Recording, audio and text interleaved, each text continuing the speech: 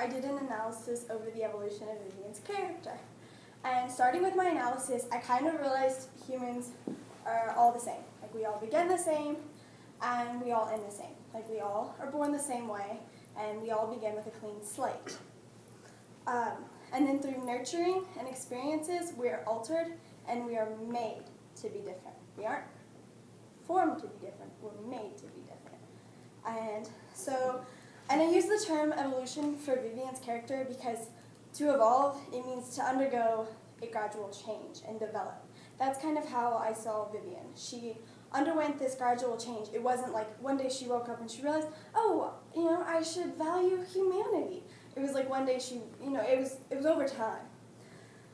So Vivian grew up in this reserved intellectual environment, and that's kind of how she was raised. That's how she was altered.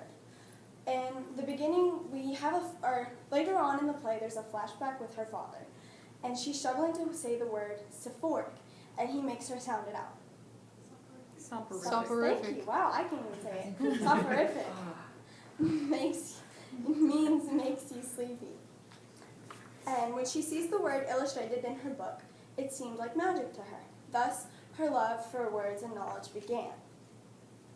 Okay, on a side note, when I went back and read the play, I realized that on her 5th birthday she was reading a book about a bunny, and then when the professor, Amy Ashford, was reading a book, it was her grandson's 5th birthday, and it was also about a bunny. I just thought that was interesting.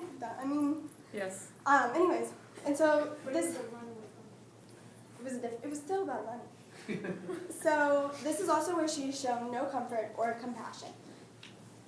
Her father sits away from her, reading his own newspaper, like kind of not indifferent. He's not listening, he's listening to her, but he's just like, okay, like whatever. And this is normal to her. And then she goes throughout her life and her college experiences, and she doesn't make personal relationships. Like, she doesn't have another thing keeping her somewhere or tying her down to life. Like, she just doesn't form personal relationships, and that was normal for her. Like, growing up, like, to be completely aloof to someone, that was normal. So I think that had also a huge effect. Vivian is a high-powered intellectual, and she exists for teaching. So when she becomes the subject of ovarian cancer, she shifts. Like, she's not so much the teacher anymore, and she's not in control, and she's kind of, through her cancer, she begins to lose her reason for existing. And then, through this transformation, she sees herself in Jason. And she says, the young doctor, like the senior researcher, prefers research to humanity. And that's how she kind of regrets it. When she talks about not so much regrets it, she doesn't know how to think she feels about it. She has this quote, and she says, I look back on these scenes, and I don't know what the word is. Like, what is the word? I don't know how I feel. And she doesn't know. And so I think in a lot of ways it's open to interpretation. Like, she could be guilty, she could feel remorse. Like, I think in a lot of ways she just wishes she were different. Because, like, comparing herself to Jason, like, the author, Margaret Edson, does that a lot. She makes them very similar. And it kind of, Vivian almost, like, winces and is like, oh, like, was I like that? And when there's a scene that quote was from, she's asking for compassion. Like, she's asking him, like, do you miss anyone? And he's like, no, like, not really.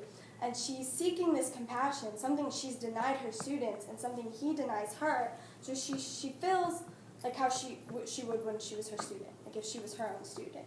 She's like, I didn't say you were so young and you didn't know a steak sandwich from football, or from a sonnet.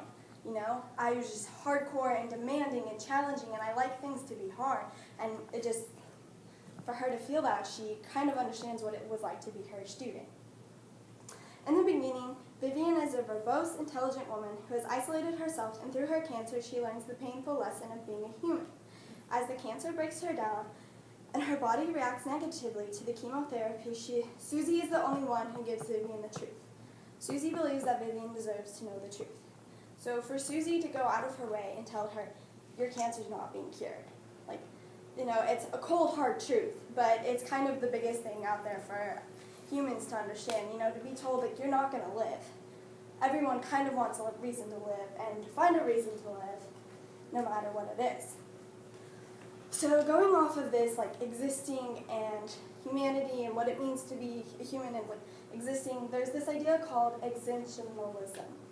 And it means existing but having no purpose. And that's, as humans, that's what we try and do. We find purposes to exist and live, and we create through personal relationships, work, careers, whatever benefits our true essence. We try to form an existence. And so as Vivian goes through the cancer stages and chemotherapy, she kind of begins to understand humanity a little bit more. And she kind of loses her reason to exist. When Susie tells Vivian she'll take care of her and she calls her sweetheart, Vivian is outraged at first. And now she said, and then states, now is a time for simplicity. Now is a time, dare I say, kindness. Vivian is no longer the teacher. Chemotherapy has taken away her reason for existing. You know, Kalikian doesn't let her teach, and so when we're seeing her in the hospital, she's in these flashbacks. She's in her office. She's teaching. She's lecturing. She's doing whatever she can, and you know, as she goes through the cancer, she begins to lose her identity. So when she chooses to die, I saw it as an act of self-realization. She didn't have a reason to exist because she had isolated herself from personal relationships, and she wasn't the teacher anymore. Like when she started to become the subject of ovarian cancer, she saw how she was as a teacher, and she wasn't teaching anymore, and it was being taken away from her. And for that to happen to her, she just realized, I mean, why should I live? And it was also kind of an act of self-destruction. Because I think when it comes to death, everyone is just common. It's not something, you know, in the poem it talks about death being, in John Donne's poem, it talks about death being proud. And death is proud. But I also think John Donne was also talking about the men who die. You know, we all go into death thinking we're proud, like we're proud of ourselves, like we've lived a good life, and death kind of takes that away. Like he's like, you're gonna die. I actually just read a book over the Christmas break, and death was the narrator.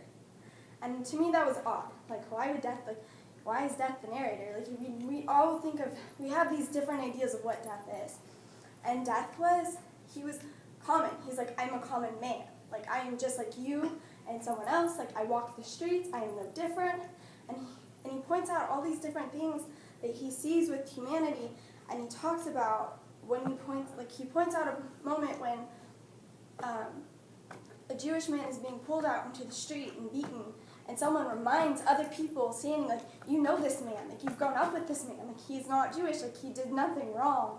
And you know, they hit the man for defending the Jewish man, and Death says, it's so odd how when people are reminded of their humanity, they choose to cause suffering, or they choose to inflict suffering upon others or themselves or whoever reminded them of what humanity is.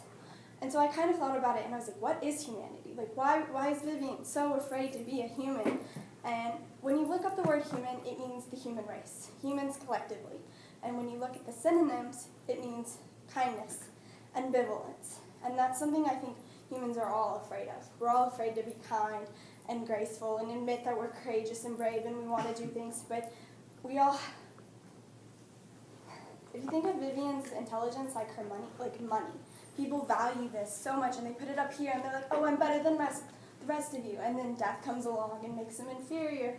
And for her to be made inferior and to be made common, that was just so heartbreaking. That was just so difficult for her to be made that. You have about 45 seconds. Oh my gosh, okay. And I still haven't even done my visual aid. Okay, so I'm just going to do my visual. Okay, so I did pictures of Vivian's evolution. This is Madison, so this is the beginning. And this is kind of where she's learning how to be a human and she's kind of embracing it. And then this is, I think these two are more towards the end when she's scared. And because I have a quote on here and it says, I wanted her to come and see me. And she wanted Susie's kindness. Like she hated the fact that Susie was kind to her. She hated it, but then at the end of the day, when she was made inferior and she realized as a cancer patient, she was no different than anyone else, it kind of made her realize humanity needs to be valued. And so then this is death. And the quote that I have here to explain it is the instant she is naked and beautiful, reaching for the light. And so that's how she was made. Like, death made her inferior, and she just realized through cancer that she was just like anyone else. And she suffered the same, and rather than making personal relationships and connecting to people, she valued something that didn't appreciate her in the end. We love those photos. Those are beautiful. We might need to find a way to put those up in the room also. I'll have to take them off the poster board. You were at 10.5 minutes, so we can ask